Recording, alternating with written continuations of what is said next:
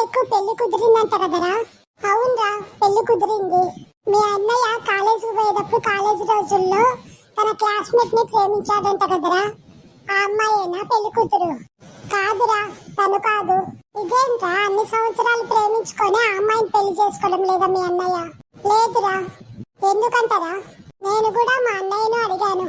అన్నయ్య, మీ ఫ్రెండ్ ను నువ్వు ప్రేమించావు కదా, మీ ఇద్దరు పెళ్లి చేసుకోకుండా వేరే సంబంధానికి ఎందుకు ఒప్పుకున్నావు అని అడిగాను. మరి ఆమె ఏమనిందంటారా?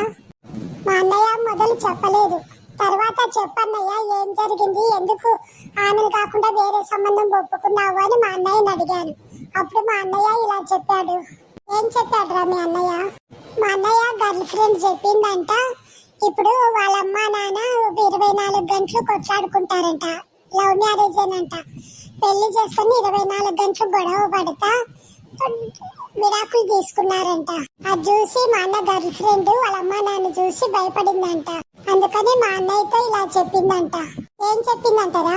ప్రేమించుకున్నన్ని రోజులు గొడవలు రావు, అదే పెళ్లి చేసుకుంటే ఒకరికొరు గొడవలు పడి విడిపోతాము.